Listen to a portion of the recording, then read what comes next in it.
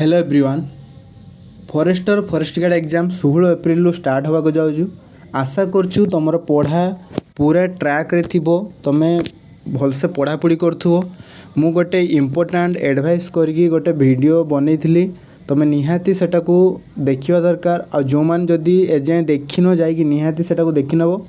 से किछि किछि मु पॉइंट्स ऊपर कथा है जोटा तुमको लास्ट मोमेंट रे सेमती मिस्टेक करिवार नहीं, आम से कथा होते। तो आज वीडियोटा सेमती लास्ट आउ 15 दिन पाखापाखि राउंड जब करवा 15 दिन पाखापाखि आमर अच्छी एबे ए मासर मात्र 2 दिन रहिला।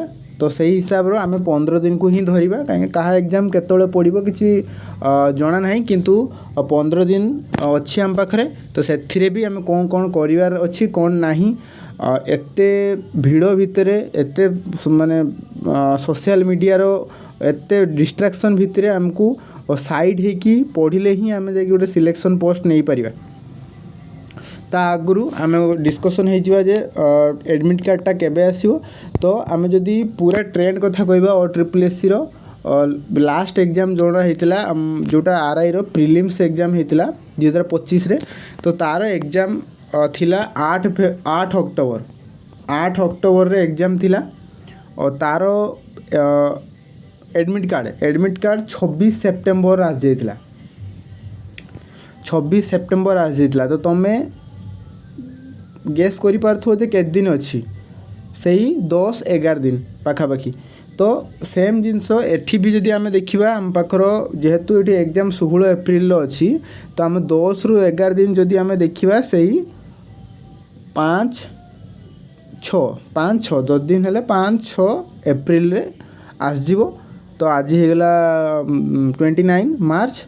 तो कह गले आउ 4-5 कि 6 दिन पाखापाखि भितर तुमर डेट आसजिवो जे कहार एबे अच्छी कहार मे मास थिबो। तो जहाँ भी हो जना पड़ जिवो, क्लियर हो जिवो। तो तुमे एडमिट कार्डटा आउ गोटे वीक भितर माने 5 तारीख एप्रिल 5 भितर तुम निहाती एडमिट कार्डटा पाइजिवो तुमर। एबे लास्ट कथा जदि डिस्कशन होबा जे एबे वीडियोज यूट्यूब रे बहुत distraction. Last practice set last practice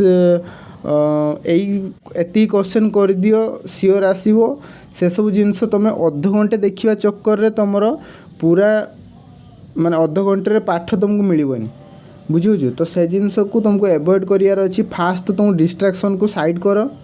जेतिक सब सोशल मीडिया एबे IPL चलची, तो IPL रे तुमको माने भटकीबा एटा गोटे मैक्सिमम पो पिलांकर एबे झियो पिलांकर भी हेलानी। तो सेटा सब डिस्ट्रैक्शन ताको सब साइड कर, कहीं तुमर एटा कैरियर तुमर एटा फ्यूचर, बुझुछु। तो ये सब जिनस आ बाकी तुम निहाती से वीडियोटा जाकि देख। मु इम्पोर्टाट एडवाइस उपर कथा है से हिसाब रो। आउ GK रो एबे GK रो तुम बेसी भासी जीवनी। GK मु सब अधिक फोकस GK उपर कहीं करुच्ची, कहीं तुम गोटे दिन रो जदि 2 घंटा पाखापाखि अननेसेसरी GK गुड़ा पढ़ दो ताले तुमर इम्पोर्टाट आवर्स चली जाऊँ, बुझल कथा। तुमको केवल सेतिकी पढ़ियार अच्छी जेतिकी तुम पारिबो एग्जाम पर्यंत एग्जाम हॉल को मन रखिक जाइपर सेतिकी पढ़िबो। आ सब से सोर्स रू पढ़ो।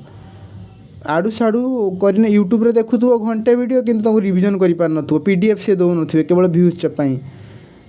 तो बुझुछ कथा। तो से सब जिनस करवा ना जेतिकी हो पार तुम द्वारा मन रखिक जापर जो सोर्स रू जापर। आ बस नोट्स करेन्ट अफेयर बस लिखुथो से सब कर ना है। OSSSC रो करेन्ट अफेयर किछि भी से OSSSC नुहे जे 3 मास पूर्व पचारदेव। TCS माने से किछि भी करि पारे है। तो मॉक टेस्ट जदि जेतिकी हो पार दियो, नहले तुम कॉन्सेप्ट थियोरी आपको भलसे प्रैक्टिस करके नॉलेज माइंड रखी कामली जाओ एग्जाम को। तापरे आमे एग्जाम दिने 2 दिन पूर्व मु भी गोटे वीडियोस बनेमी लास्ट एग्जाम केमती नॉर्मलाइजेशन को कंट्रोल करिवा। तो से सब कथा हवा। तो यही मोर छोट अपडेट देवार थिला जे नोटिफिकेशन हमर एडमिट कार्ड केबे आसीर अछि आउ किछि जिंस तुमको माइंड रे रखियार अछि। तो भलसे पढ़ापढ़ी कंटिन्यू कर। जहाँ भी जदि मोर हेल्प दरकार अछि तुम कमेंट करि परिबो, किंबा तुम Instagram टेलीग्राम रे मेसेज करि परिबो। रहउछि, थैंक यू।